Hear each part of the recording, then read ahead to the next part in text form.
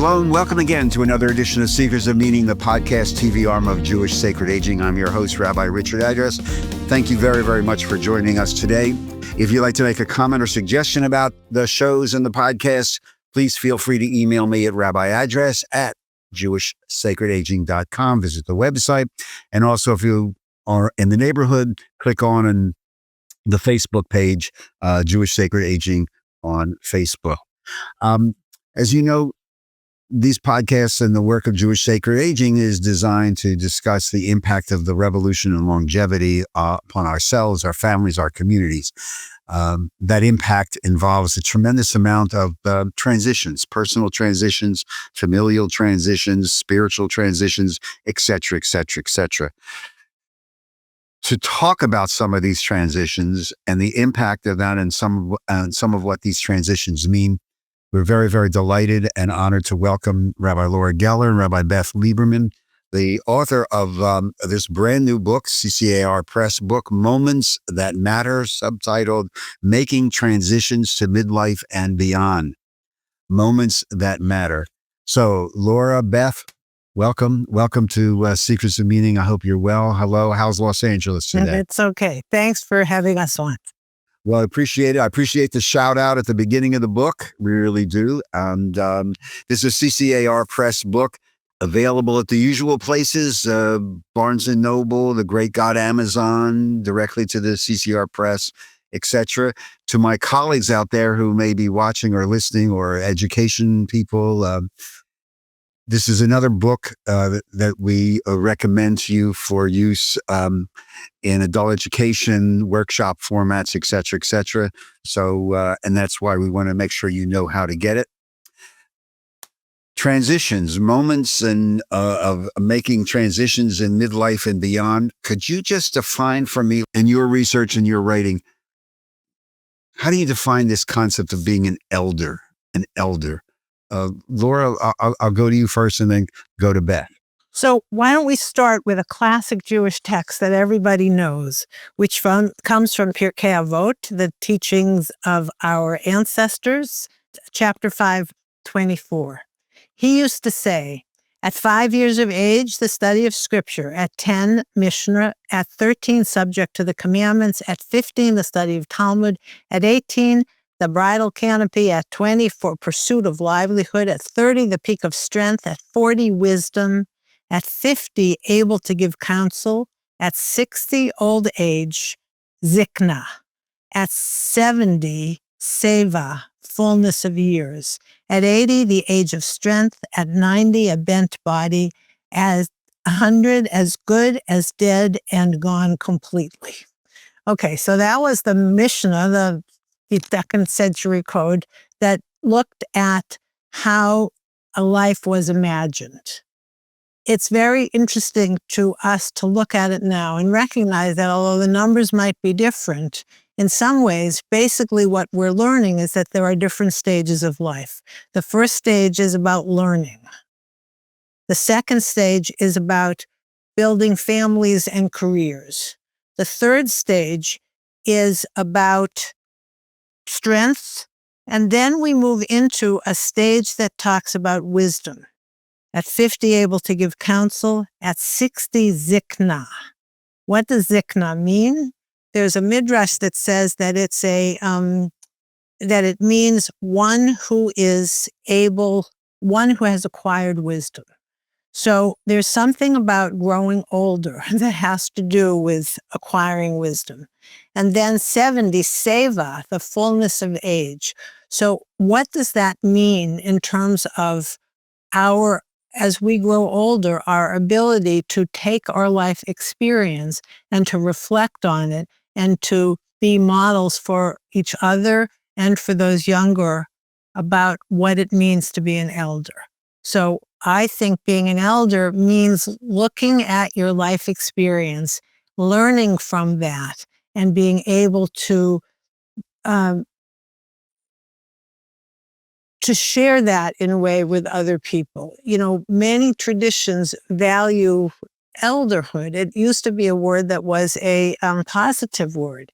It's only in our youth-oriented culture that being an elder elderly makes you think about frail old age. There's a whole new stage in life, as you well know, between when you raise your families and build your careers to when and if, and it doesn't happen to all of us, we become frail. The social scientists tell us it's 31 years. What do we do during that 31-year period? Well, it's the period where we reflect on our life experience and are able to claim for ourselves a status of being an elder. You know, we find a lot in Jewish sacred aging that those 31 years can become, because we've interviewed a ton of them, the most productive years of one's life. I was always fascinated by that Pirkei Avot passage that when you turn 80, you have gibur, you have might or strength. I turned 80 in last December. I'm not quite sure that that's 100% correct, although things are not too bad. Beth, so how do you define this concept? Because it really is at the heart of the book. Yes. So even though it was written back then, Pirkei Avot is still so closely applicable to us today, because at 50, you're offering counsel. You don't have wisdom yet. However, the early steps of elderhood, as I like to call them, which are kind of like when Carl Jung wrote that midlife is when you figure out that the ladder you've been climbing has been leaning against the wrong wall, starts actually, I think, midlife. And so I call it early elderhood, because launching kids and then relaunching ourselves, and beyond that are important steps in that process. It's much longer than, the 31 years, I have to say, starts earlier than many of us like to think they do. In this new life stage or stages, the heart of the book, I think I'm safe to say the foundation of the book that it's built on is the exploration and the understanding of the power of ritual. To me, this is extremely fascinating. It's one of the reasons why I suggest that many of our colleagues take a look at this. We do this workshop at Jewish Sacred Aging on new life stages, new rituals for new life stages.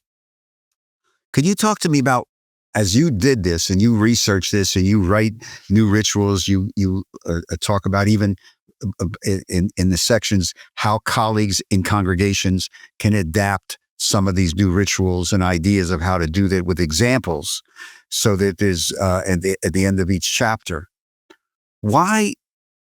Beth, why has ritual become so powerful and important as we get older? What's going on there?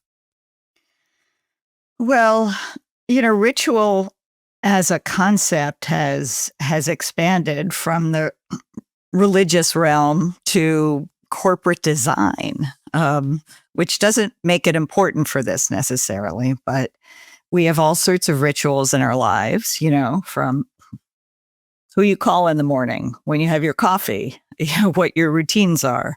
But the rituals that are in this book that we're focusing on are rituals of transition from one stage of life to another. So those transitions involve stepping into the unknown. They're complicated in terms of both our feelings and how other people around us deal with them. They're also, especially with what we focus on in this book, they're not quite in the popular consciousness. They're getting there, but the situations of from one transition to the other, whether it's retirement, whether it's becoming a grandparent. I mentioned even committing to a new focus for yourself. Then, we know about the body changes, the relationship changes.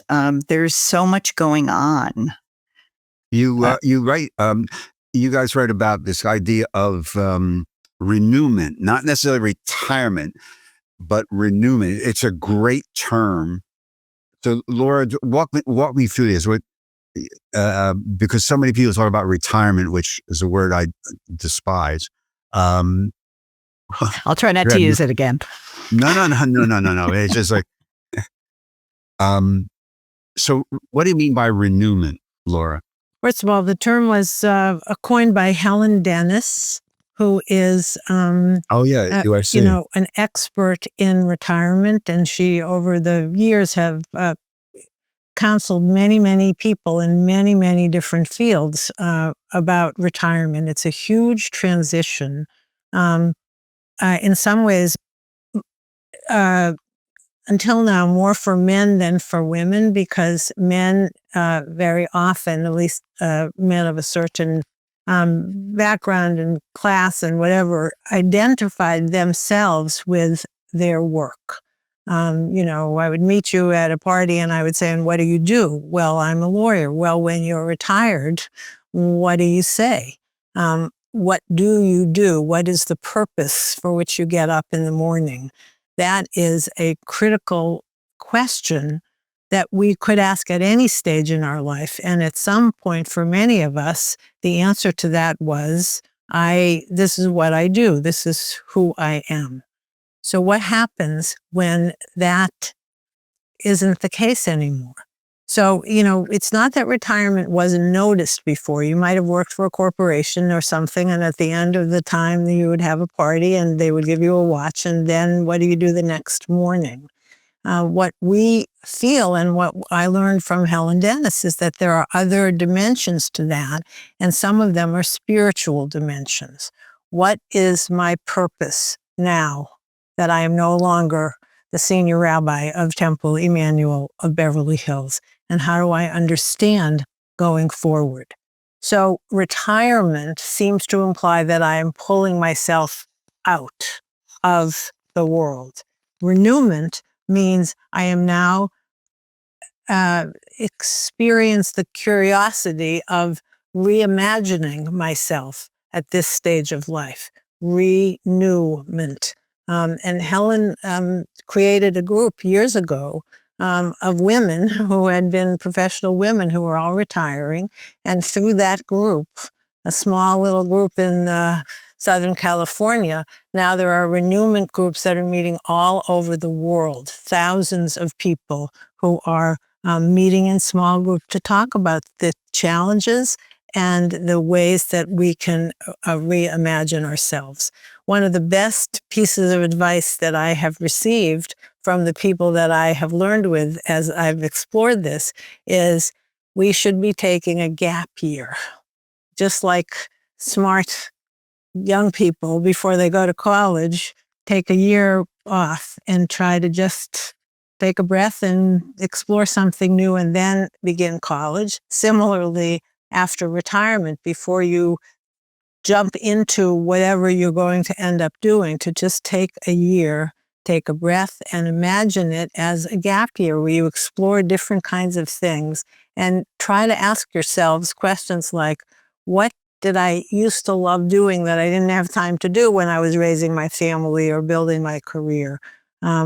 Maybe it's time for me to go back to that. Lifelong learning. I mean, the thing about the Pirkei Avot text that's so interesting is we know now that learning is not just the first part of your life. Now that I have more time, I want to go back to college.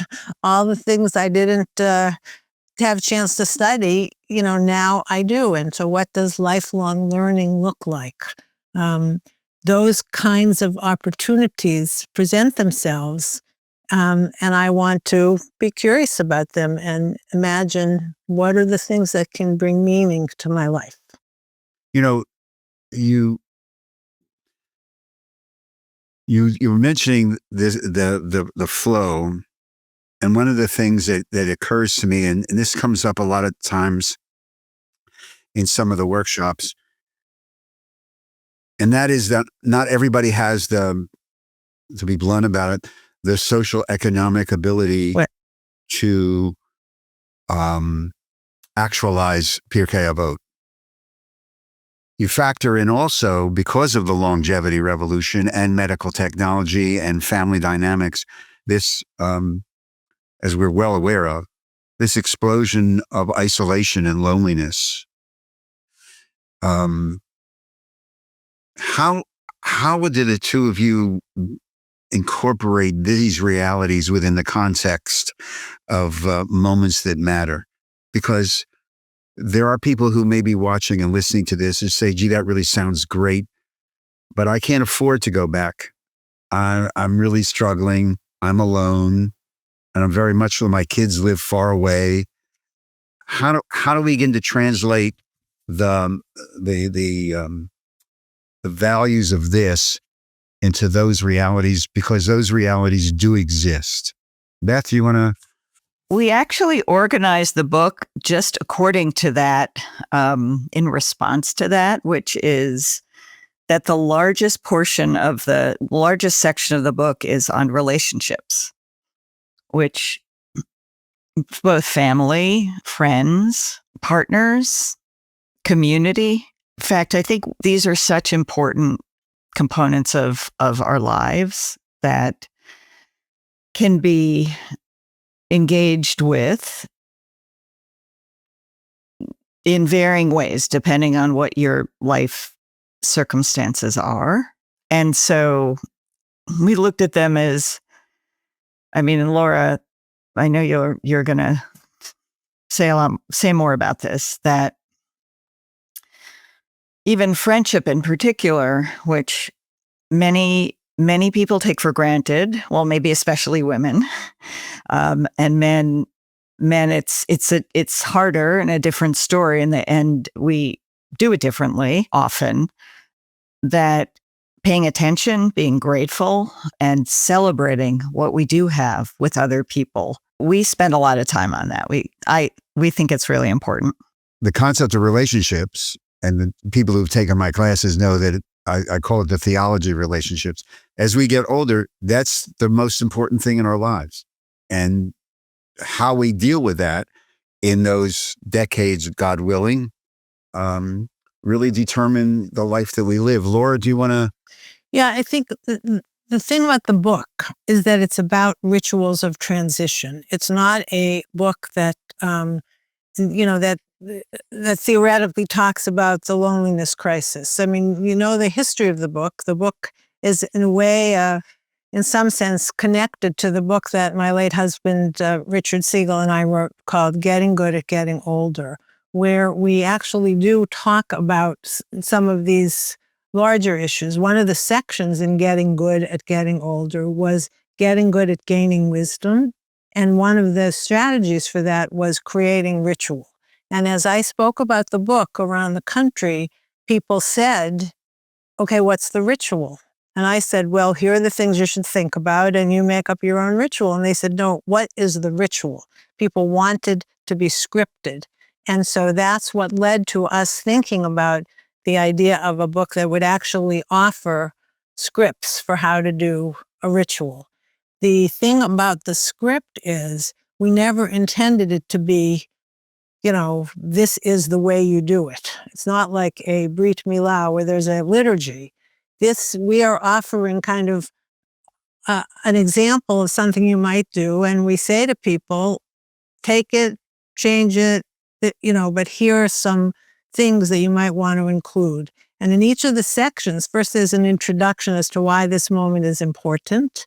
And then there are questions that people need to ask before they think about what the ritual will be. So they need to really prepare. And then we offer the ritual itself. And then we have these little stories paragraph stories of people who did something for that moment, or people who wished they did something but didn't. And so there's a way that people can get into it and say, okay, wow, this is pretty interesting. What will I do? Who will be there? How will we celebrate? Will there be ritual objects? In what way is it Jewish?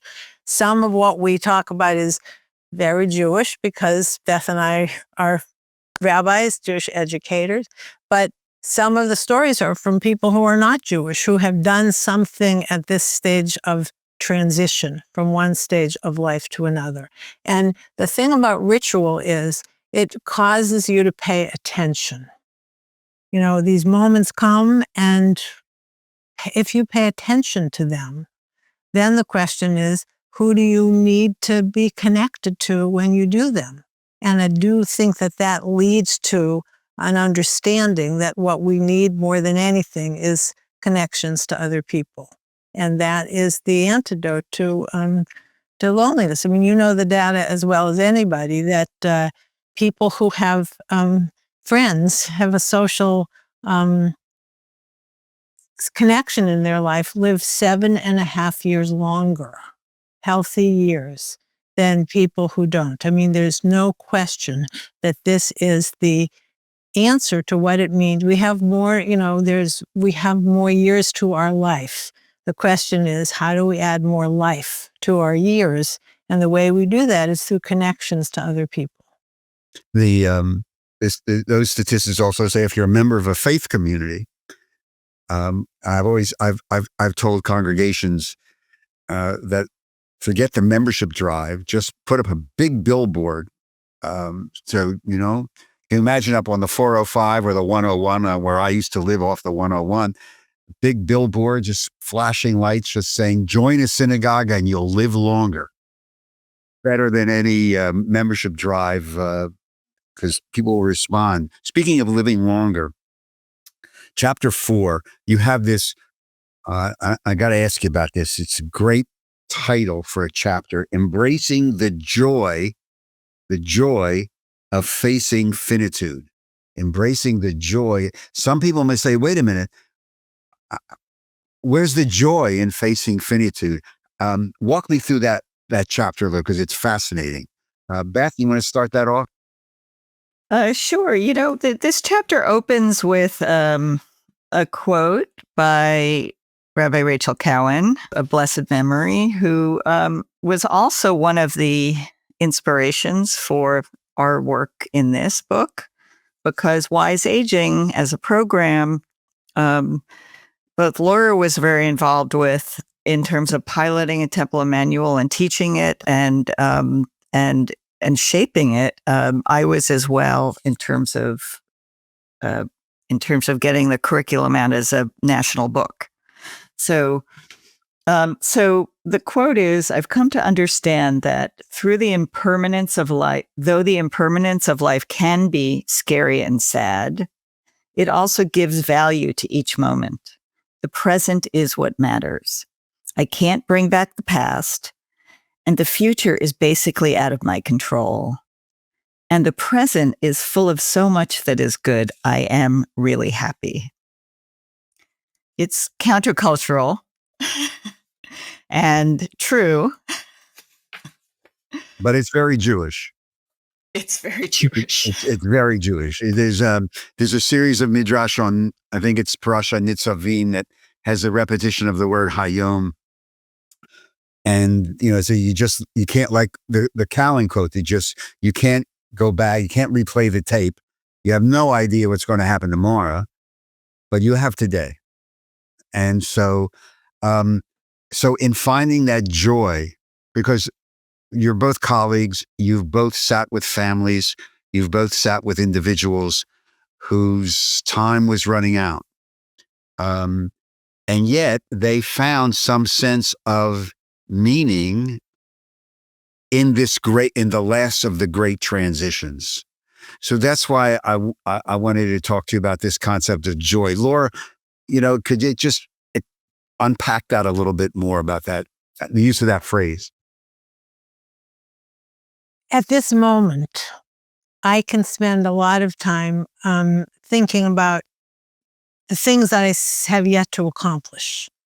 A kind of bucket list, whether it's a bucket list of experiences or a bucket list of accomplishments, or I could focus on that. But the joy of finitude is to say, I don't need to do that. What I actually would like to do instead is to reflect back on all that I've accomplished in my life. That, when you think about it, I just did a funeral yesterday of a beloved congregant who lived to be 101. Had a good death. I would sign up for it right away. And the idea that he was able at the end of his life, he still had cognitive awareness, to look back and say, this was good. So we don't do that enough. We are always, feeling that we're not, there's still imposter syndrome, no matter how old you get. And it's time for that to stop, that facing the joy of finitude is recognizing I'm going to die. Everybody's going to die. As far as we know, the death rate is holding steady at 100%. 100%, right. Knowing that and recognizing that we don't know what comes after. There's lots of different possibilities, and Jewish tradition is extremely ambivalent about, deciding what happens. We're not going to know until what happens. For me to stop and for me to acknowledge, I have a lot, no matter what, I have a lot to be grateful for. That is the joy of finitude. And to kind of stop beating yourself up for the things that, that you wished you had done but hadn't done, because, it's okay. I'm okay. The tradition of a vidui before you die, forgive me. We're supposed to do it every night, so, because you never know. I forgive myself. I forgive you. I love you. That's important. The four things you're supposed to say: thank you, forgive me, I forgive you, and I forget what the fourth is. So, I think you said it. I love you. I love you. We're speaking with Rabbi Laura Geller, Rabbi Beth Lieberman, the authors of Moments That Matter, marking transitions in midlife and beyond. In case somebody missed it, Beth, how can somebody get a hold of this book? Well, our website is momentsthatmatterbook.com. And you can go there and click the link to order it. You can also get it from the CCR Press website or any bookseller near you. Before we start running out of time, I do want to ask you about, and again, for my colleagues in there's some very, very interesting, these little vignettes. Laura mentioned that around certain rituals, for example, around the get, the reimagination or the renewment of the concept of the get, and there's some. I think Laura have a story in there. A couple of weeks ago, we had and she was a guest on one of the Seekers of Meaning, Rabbi Deborah Haken, who's in the book about her journey with her husband. So it's important for those of you out there listening. It's not just a book of rituals and blessings and how-tos, but as Laura alluded to, there's some very, very powerful personal stories here that really give texture to the rituals in the chapters. And because it's personal, I think a lot of you will be able to relate to it very, very easily. I want to say one more thing. One of the things that we explored as we wrote this book is noticing moments that didn't used to be noticed. Like, for example, coming out with memory loss. It used to be that if you had been diagnosed with early onset dementia or Alzheimer's, you would hide it as long as you could. And now what's happening very recently is people are beginning to say, I need to let people know about this. And so that's something that would not have been thinkable. The idea of dealing with disabilities, there were certain things that people were in denial about. One is that they were going to die. Another is that there are cognitive issues for some of us. And the other is that all of us at some point in our life are either caregivers, were caregivers, will be caregivers, or will need care. And that we all move at all the different stages of our life through all of that. And how do we acknowledge that? What are the ways to make what you maybe in the past wouldn't have wanted to be visible, make it visible? And by making it visible and by acknowledging that there is, depending on how you understand divinity, there's divinity in those moments as well. So one of the sections is needing something to lean on. What do you do when the time comes when you need a cane to walk, or when you need a walker, or when you're going to be confined to a wheelchair? How do you recognize, instead of pretending that it isn't true, how do you recognize, as long as I can still go forward, there's still gratitude here. And so those kinds of issues were not really spoken about 10 years ago or 5 years ago. And the other thing that wasn't spoken about, when Richie and I wrote our book, the word solo ager had not been used before. And then when he died, suddenly I became a solo ager. That was something I never imagined. I imagined we would grow old together. The best is yet to be. Well, I didn't get to do it with him. What does it mean to be a solo ager? And how do some of these rituals about recognizing, for example, the power of friendship, how does that change the notion of solo agers? I'm not a solo ager, even though I'm a widow, because I have cultivated friends, because I live with a rabbinical student. And, there are strategies that you can do in your life once you admit, once you acknowledge, once you face what used to be invisible now is visible. And therefore, in some ways, no matter what, there's gratitude. One of the tensions is, I'm not going to get into it but one of the dualities that we face in this journey is this duality or tension of acceptance and adapting, which every single one of us, and you allude to this, I think, in the chapter on changes in body, every single one of us are going to have to go through some of this. Last question, before we start running out of time, the easy question. Where's God in all this?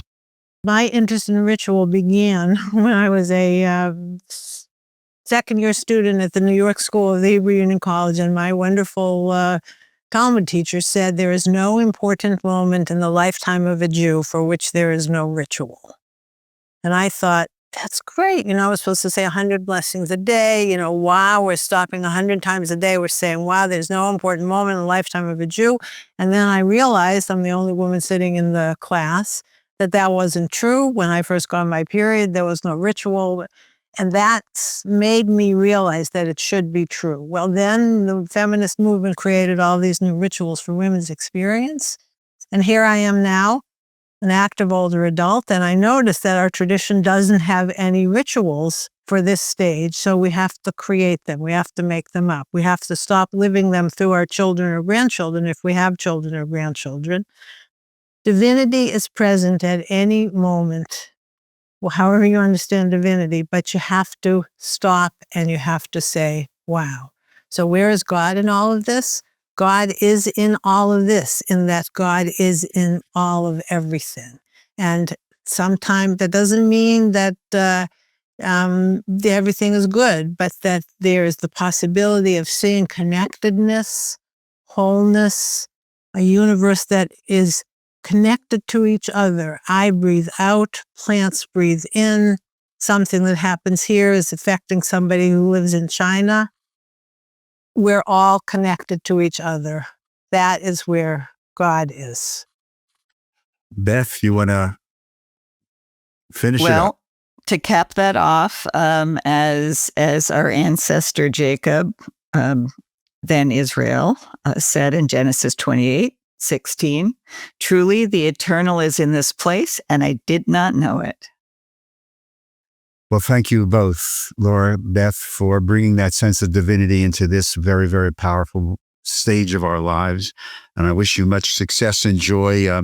You just got a cool Kirkus review and continued success with Moments That Matter, marking transitions in midlife and beyond. The website, real fast again, Beth, is momentsthatmatterbook.com. And I would like to say before we close, Richie, that, you paved the way. You've been doing this work for a long time, for a very, very long time. And this book could not have happened without all of the work that you had done and that you still are doing. And for that, we are extremely grateful.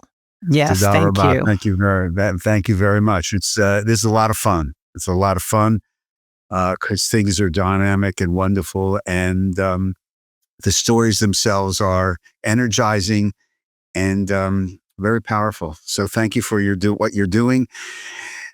Thank you for being with us. To all of you, we appreciate your time and being with us on today's edition of Seekers of Meaning, the podcast TV arm of Jewish Sacred Aging. If you'd like to make a comment or a suggestion about the shows, again, email me at Rabbi Address at jewishsacredaging.com. If you'd like to continue to support the work on the website, there's a very conveniently located donate button. If you click on it and just follow the directions, we're very, very much appreciative. Seekers of Meaning is produced at the Broadcast Center of Lubetkin Media in beautiful Cherry Hill, New Jersey. And a big shout out to our genius tech wizard guru, producer Steve Lubetkin. I want to thank you very much for joining us. Until we see each other again on the next Seekers of Meaning, take care of yourself, stay healthy, but most of all, be kind to one another. Shalom, Todah.